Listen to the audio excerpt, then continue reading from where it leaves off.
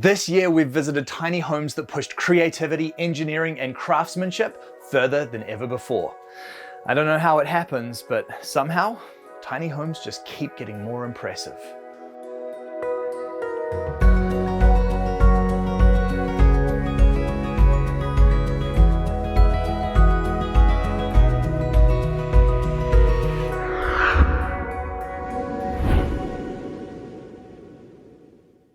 We've seen so much this year. Tiny homes of every shape and style imaginable, from super rustic retreats to ultra-modern designs, from off-the-grid escapes to tiny homes seamlessly woven into city life.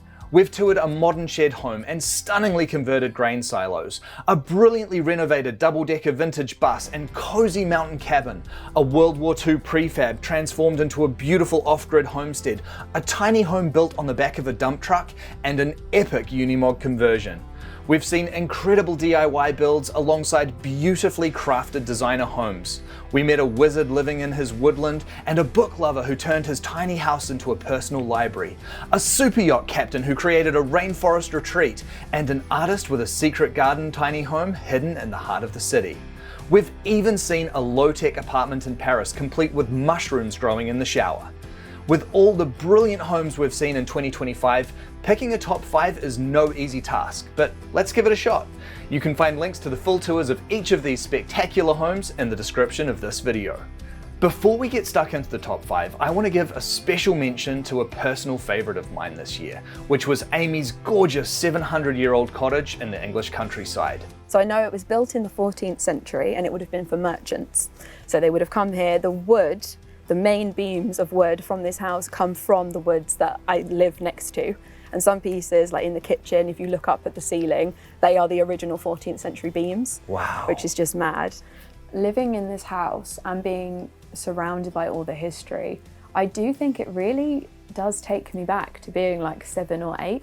It's that childlike curiosity. I don't know why, but we seem to get to a point where we stop asking questions. I want to know who lived here and ask things and go to the library to meet a historian so I can ask questions. I think it's really brought back that childlike wonder and curiosity that I had when I was in school, when you're learning about history for the first time. You know how exciting it is. It's not often that I get to really dive into my deep love of history. As I explored this beautiful cottage imbued with centuries of heritage, I was reminded of the vast scale of human history and the important role that our homes have always played in our lives. And now onto our top 5. First up we have Linda and her beautifully designed tiny home on Queensland's stunning Gold Coast. This is a tiny house that feels anything but small. With its generous proportions and thoughtful design, it almost feels like a miniature mansion, perfectly balancing indoor comfort with outdoor living. The layout is exceptional. There's a spacious kitchen, a bright and welcoming living area, and a loft level where a walkway links the bedroom to a dedicated home office. Every part of the home has been carefully considered with warm styling and personal touches that give the space a real sense of comfort and character. I love the surprise that people get when they come and see the place, because they do have this idea in their head, but then when they see it, they're like, wow, this is a lot bigger than I thought it was going to be. And yeah, the space, because I've seen little apartments around that's a lot smaller than this, and you don't have the natural light at all. So it doesn't feel like a small space for me at all. It's really cozy and it's peaceful for me. Linda's tiny house also plays an important role in a multi-generational living setup. Positioned in her parents' garden, it allows her to stay close, support them as they age, and remain deeply connected to her family. It's a beautiful example of how tiny houses can help create sustainable and connected ways of living. Back in the UK, in the beautiful Cotswolds, we have Lara and her brilliant DIY tiny house. Lara is a remarkable solo builder who has created a warm, rustic tiny home filled with heart and personality. Amazingly, she built this home entirely from scratch for just £12,000, even milling her own timber along the way. It's a powerful reminder that building an affordable tiny house is still very much possible.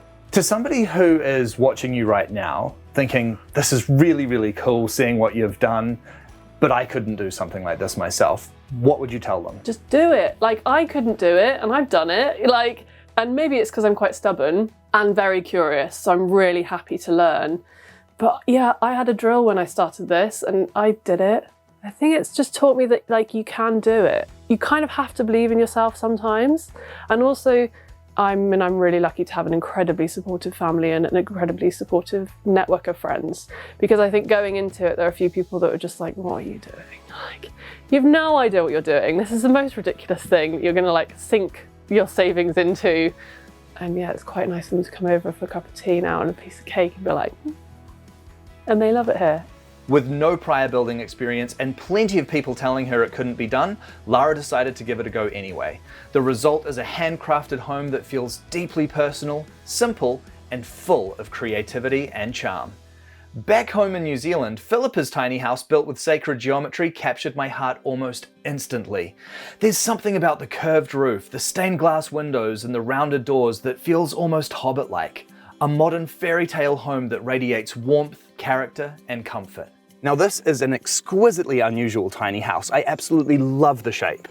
Yeah, I'd seen early on, because I've been researching and doing workshops and things like that, I'd seen copper roofs and things, and so I wanted a copper roof, but that was too expensive and impractical, but I loved the shape. So I got an architect who's involved with sacred geometry, and he helped me put it together, and it's just got such a lovely feeling to it. The doors and windows, I'm a bit eclectic. I can't really put myself into a box. I just don't like the square ones. And it took me 9 months to get all my doors and windows together. And actually the front door has got an arch. And then now 6 months later, I came across the bedroom door that's also got an arch. Who would think? Brilliant. Yes, yeah. Yeah. I can certainly see that sacred geometric influence in this home. Just the proportions are so beautiful. And I'm such a sucker for round roofs as well. I just think they look so good. There is something, I think, that innately connects us as humans to living in rounded spaces, because nature isn't square. Exactly. So the more that we can round in our spaces, I feel like it adds a level of comfort to the design. It's like it wraps you round, doesn't it? Gives you a big hug. Philippa is a remarkable woman, and I truly loved spending time with her. You can always tell when you've met a kindred spirit, and I felt that straight away with her. When you meet someone that can talk with penguins, you know you've encountered someone very special indeed. She's lived a big, adventurous life, and one of her most meaningful achievements is building this home, a deeply personal space that truly nurtures her soul. Next up, we have Mark's stunning wide-beam houseboat in London. Mark has created a beautiful floating home on London's canals. With a background in construction, he designed and built this wide-beam boat himself, shaping it into a modern, minimalist space made for full-time life on the water. Inside, the home feels light, calm, and effortlessly functional. Clean lines, clever storage, and a timeless aesthetic set the tone, while a full-sized kitchen and washing machine make everyday living easy. Large windows sit right at the water's edge, filling the space with natural light and ever-changing views of the Thames.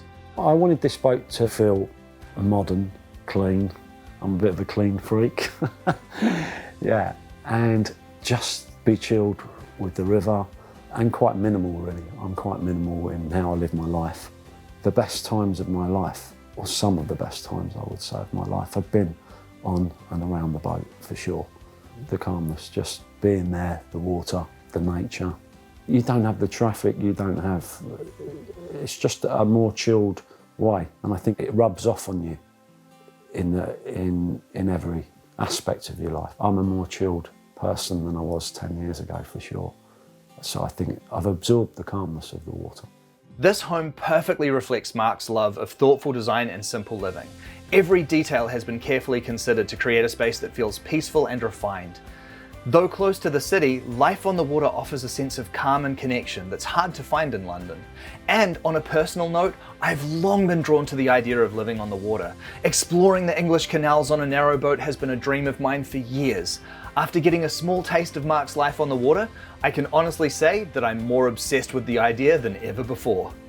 And for our #1 highlight this year, we have Phil, a true master craftsman who spent 4 years building one of the most remarkable DIY tiny homes we've ever featured. Two things is A, I did it entirely myself, B, the complexity of the build. So I really wanted to join 2 trailers together that were truly mobile. Yeah. And so I had this crazy idea of how I'm going to put them together, but I wanted to look beautiful as well. Yeah. So I wanted to look seamless inside, and that was far more complex than I ever could have imagined. And so, 4 years later, that and I went completely over the top. Like, I've handmade everything from the axles up the whole thing's automated, beautiful finishes inside, like all the timber I've made. It's just, there was so much work that went into it, which has created a really unique, beautiful product. But 4 years later, here we are. Yeah. Set on his own land in South Australia, this minimalist home is breathtaking in both its design and its engineering. From automated ventilation systems to machining his own screws and even building a crane to lift heavy components, Phil has pushed DIY tiny house building to an entirely new level. Every detail reflects his commitment to craftsmanship, modern design, and purposeful living. It was a brilliant journey. I really loved how much I learned through the process. Was that a smart idea to go build? Probably not, but did I enjoy the process of getting to learn electronics and like writing the code for that? Yeah, absolutely. That was really cool. Like, you know, some of that stuff I'm really proud of. And so now it's done and the pain's over, I can look back and like, yeah, this is really cool. It's fun to play with, and some of it I'm still sort of, you know, tweaking and refining, but it is a cool little project that it sort of lives on as I continue to tweak some of that stuff. So yeah, ups and downs, but beautiful journey as well. One of the things it forced me to learn was, I think, acceptance, which almost sounds a bit cliche, but like, the house is inanimate, right? You can't negotiate with it. And so you'd hit these difficult parts of the build, and I'm very much, I just got to keep going and just like push through. It's like, sometimes you can't. And that for me is frustrating, but you can't get angry at it because the house just is what it is. And so you hit this like seriously difficult challenge, and you kind of just need to accept that's what it is. And you need to then accept it's going to take the time it takes to work that out, which I think probably then translates into then life and learning to work with people. Like, you know, it's accepting people for more who they are and having a little bit more patience for that. So I think I was pretty good with perseverance. It definitely taught me a bit more, but acceptance, and that was just through brute force. It's like, you're not going to win this argument, mate. This tiny house is packed with ingenious small space design, high-tech innovation, and deep personal inspiration. Phil has built an unforgettable tiny home, and one that for me will forever raise the bar in what's possible. And that's a wrap for our 2025 season. What an amazing year it's been. I want to say a huge thank you to everyone who's appeared on the show this year, and of course a massive thank you to you, our amazing audience, for coming along this epic journey with us. If you have a favorite tiny home we've featured this year, please do let us know in the comments, and let us know what you'd love to see more of next year. 2026 is already shaping up to be huge, and I cannot wait to see what we'll discover together.